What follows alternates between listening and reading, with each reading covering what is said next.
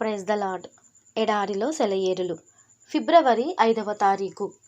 మీరు త్వరపడి బయలుదేరరు, పారిపోవు రీతిగా వెళ్ళరు. యెషయా గ్రంథం 52వ అధ్యాయం 12వ వచనం. నిశ్చలముగా ఉండడంలో ఉన్న అపార శక్తిని గురించి మనం లేశమాత్రమైన అర్థం చేసుకున్నామో లేదో నాకు నమ్మకం లేదు.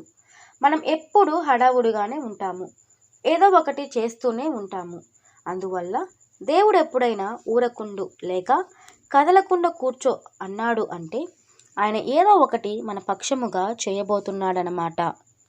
మన క్రైస్తవ జీవితాలలో మనకెదురయ్యే సమస్య ఇదే. దేవుడు మనలో పనిచేసే అవకాశం ఇవ్వడానికి బదులు క్రైస్తవులమని చూపించుకోవడానికి మనమేదో చేయబోతాము. మీరు ఫోటో తీసేటప్పుడు కదలకుండా కూర్చుంటారు కదా.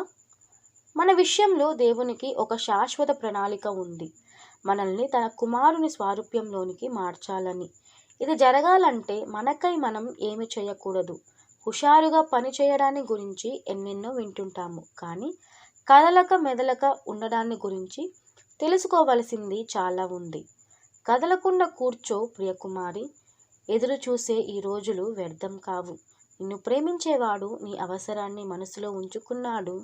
ఆయన కదలక ఎదురు చూస్తున్నాడంటే అది తన ప్రేమని నిరూపించడానికే. కదలకుండా కూర్చో ప్రియకుమారి, నీ ప్రియ ప్రభు చిత్తాన్ని అన్వేషించావు. ఆలస్యం వల్ల అనుమానాలు చెలరేగాయి నీ మదిలో. విశ్వాసాన్ని కుదుటపరుచుకో. ప్రేమామయుడు జ్ఞానవంతుడు, నీకేది మంచిదో అదే జరిపిస్తాడు.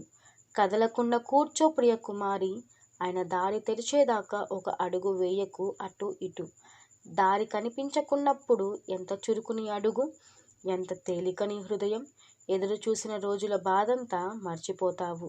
కదలకుండా కూర్చో ప్రియకుమారి, ఆయన కోసం ఏ పని సాధించనున్నావో అది కష్టమే, విలువైనదెప్పుడు అమూల్యమే. నిజమే, కానీ ఉంది నీకు ఆయన కృప. కఠినమైనవన్నీ అతి మధురములవుతాయి నీ కోసం. Praise the lord.